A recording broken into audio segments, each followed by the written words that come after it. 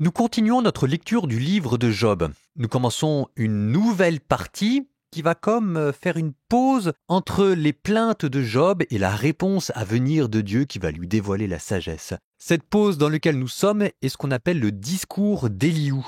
Éliou est un homme venu de nulle part. Il y avait Bildad, il y avait Éliphaz, il y avait Soar, les trois amis de Job.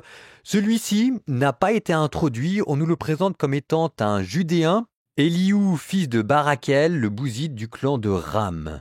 Les discours d'Éliou, généralement, agacent, parce qu'on a l'impression de ne pas avancer dans notre livre. On voudrait bien que ça arrive à cette conclusion, mais encore une fois, parfois il est bon de prendre son temps. Ils agacent aussi parce que Éliou dit qu'il apporte des choses nouvelles et exceptionnelles, et on ne voit pas très bien ce qu'il apporte en plus. Ben justement, on verra. Cette partie semble avoir été un rajout au livre de Job. Vous savez que les livres dans la Bible ont été travaillés et retravaillés, et là il y aurait peut-être une nouvelle édition. La preuve, c'est que ni le prologue ni l'épilogue du livre de Job ne cite d'Éliou, on ne sait pas d'où il vient. En plus, Éliou, dont nous allons entendre les paroles, semble déjà connaître ce que Dieu va dire. Il reprend les paroles de Job qui ont été déjà dites plusieurs chapitres auparavant, et la langue est d'une facture autre. Il y a des aramismes, etc. Bref, on a pu y voir comme un premier commentaire par des Juifs du livre de Job lui-même.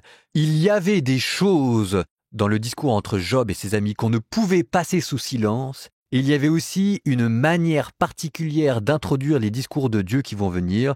Et donc un Juif, reprenant le livre de Job, y a inséré sa propre pensée. Il y aura 4 discours qui vont nous amener pour 2-3 jours. On va d'abord commencer aujourd'hui avec une exorde, chapitre 32, puis le premier discours, chapitre 33.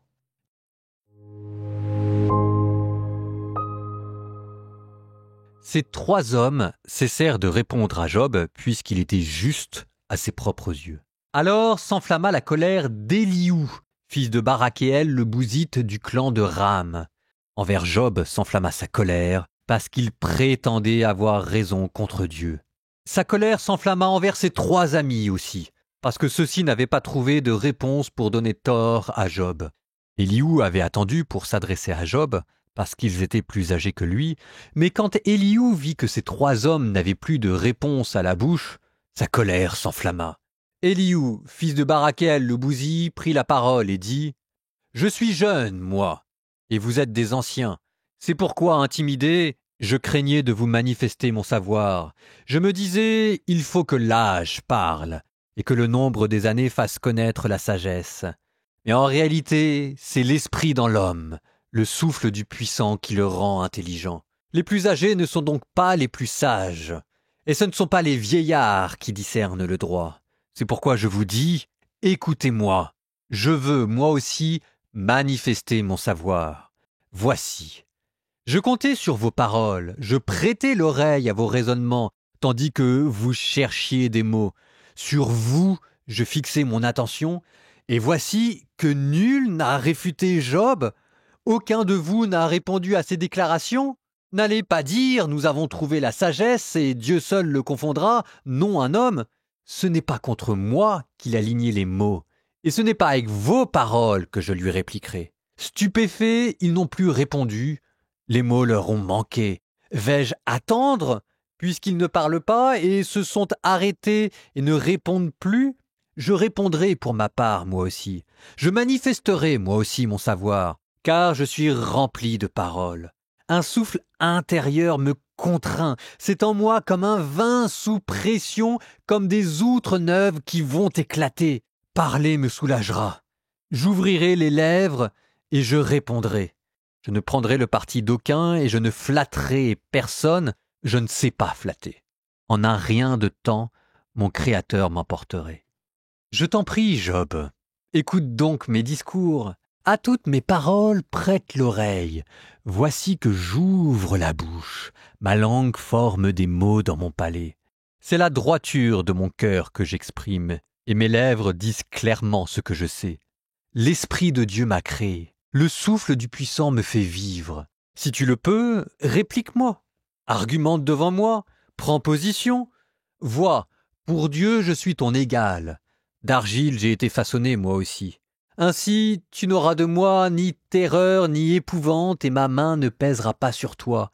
Mais tu as dit à mes oreilles, et j'entends le son de tes paroles, je suis pur, sans péché, je suis net, et en moi pas de faute.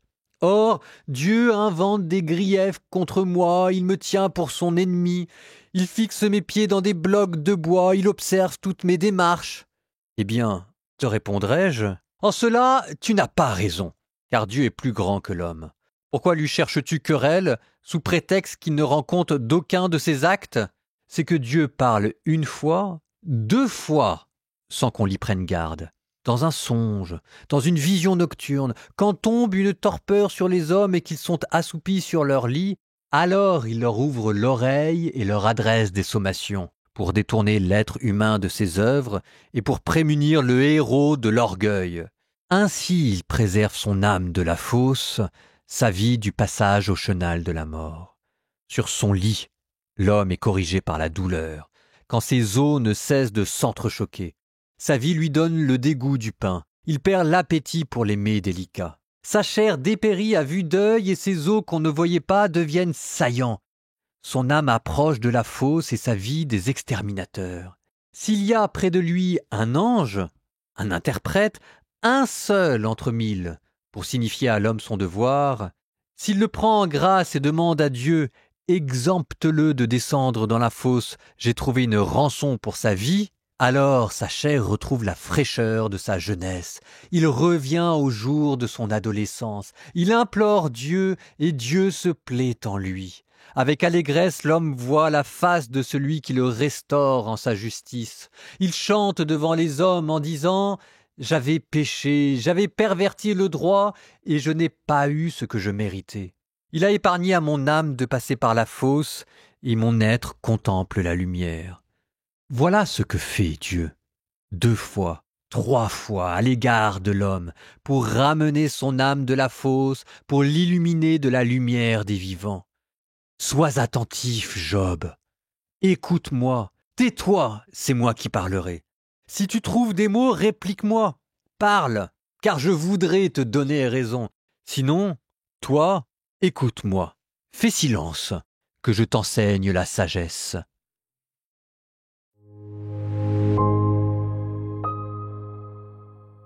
Vous avez entendu Élihoud se présenter dans le prologue.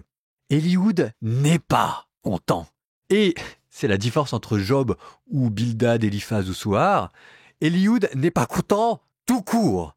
Il n'est content envers personne. Tout le monde se trompe, les amis comme Job. Il a conscience de sa jeunesse, et peut-être est-ce sa jeunesse qui le porte à une certaine forme de colère, mais c'est peut-être aussi ce qui le rend sympathique malgré lui, et puis aussi ce qui vous rappelle que la sagesse n'attend pas le nombre des années. Avec Élihoud, c'est ce que je vous disais en introduction, on va scruter à la loupe le discours de Job pour voir les petits points qui, malgré toute notre sympathie pour l'homme qui souffre, mériteraient quand même quelques critiques. Oui, quand un homme souffre, il faut faire l'effort de l'écouter, mais ça ne veut pas dire qu'il faut tout prendre pour acquis. Et elle est là, la sagesse d'Élihoud, qui n'attend pas le nombre des années. Alors, voyons ce qu'il dit. La première chose que Élihu reproche à Job, c'est de s'être déclaré innocent. Mais tu as dit à mes oreilles, et j'entends le son de tes paroles, je suis pur et sans péché. Or, Dieu invente des griefs contre moi. Et là, Élihu a un point. Qui peut se déclarer innocent? Qui peut dire qu'il n'a jamais commis le mal de sa vie? Alors, si vous voulez, c'est une chose de dire que le mal que vous avez commis n'attend pas de tels châtiments, et qu'il y a une disproportion entre le petit péché éventuel que vous avez commis et puis les maladies que vous subissez, ça c'est une chose. Mais dire de manière tout court « je n'ai jamais commis le mal », ça ne va pas. Et ça reprend ce que je vous avais dit en introduction de ce livre de Job. Il y a quelque chose d'un tout petit peu pharisien chez Job. La conscience morale un peu trop tranquille. Il ne suffit pas d'offrir des holocaustes à Dieu pour être en paix avec lui. Il ne suffit pas de faire le bien autour de soi pour être pur devant Dieu. Être pur, c'est être totalement pur. Et être innocent devant Dieu, c'est être entièrement consacré au bien à l'état pur. C'est être une flamme ardente. Qui peut dire qu'il est une flamme ardente? Alors encore une fois, le mal éventuel qu'a commis Job, nous ne le connaissons pas et c'était peut-être des péchés véniels qui ne méritaient pas une maladie. Ça, c'est clair et c'est une chose. Mais quand même, un peu d'humilité, ça ne nuirait pas non plus aux propos de Job. Ensuite, Job a dit que Dieu ne parlait pas, qu'il restait silence. Là encore, Élihu rappelle que Dieu parle. Peut-être pas de la manière dont on s'y attendrait, mais il parle par exemple à travers les songes. Dans un songe, une vision nocturne, quand tombe une torpeur sur les hommes et qu'ils sont assoupis sur leur lit, alors il leur ouvre l'oreille.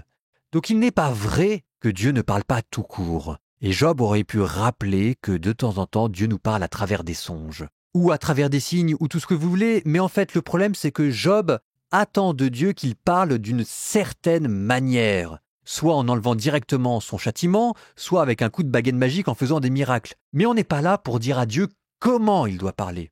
Et à trop vouloir attendre un certain type de discours, on va peut-être passer à côté de la réponse de Dieu.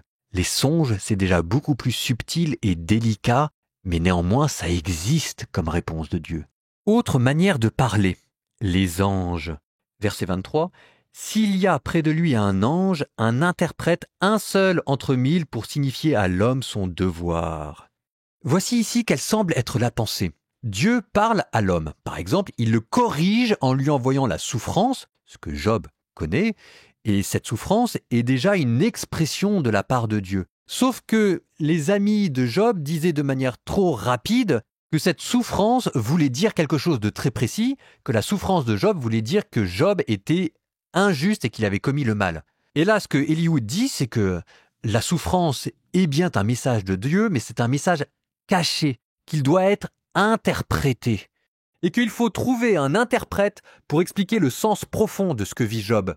Un ange. Et là, vous voyez comment dans ce premier discours qu'il fait, Élihu reprend Job sur des points théologiques très précis. Un sens moral et une humilité émoussée en lui. Une angélologie défaillante et aussi une mystique incomplète. Autrement dit, d'accord, Job fait la leçon à tout le monde, et autant on comprend que quelqu'un qui souffre, parfois ses paroles dépassent ce qu'il pense et que ça parte dans tous les sens, néanmoins, au bout de 20 chapitres, Job aurait eu le temps peut-être de mesurer un peu plus ses paroles, et quitte à faire la leçon à ses amis, il faut être soi-même irréprochable. Dans tout discours, il y a une limite, et ce que Élihu rappelle, c'est que là nous avons atteint les limites du discours de Job. Terminons par une courte prière pour demander à Dieu la grâce de l'humilité, et nous nous confions à nos anges gardiens. Ô bon ange que Dieu avait préposé à ma garde, nous t'en prions, garde-nous dans la volonté de Dieu toute la journée et apprends-nous les chemins de l'humilité. Et vous, que Dieu vous bénisse, le Père, le Fils et le Saint-Esprit.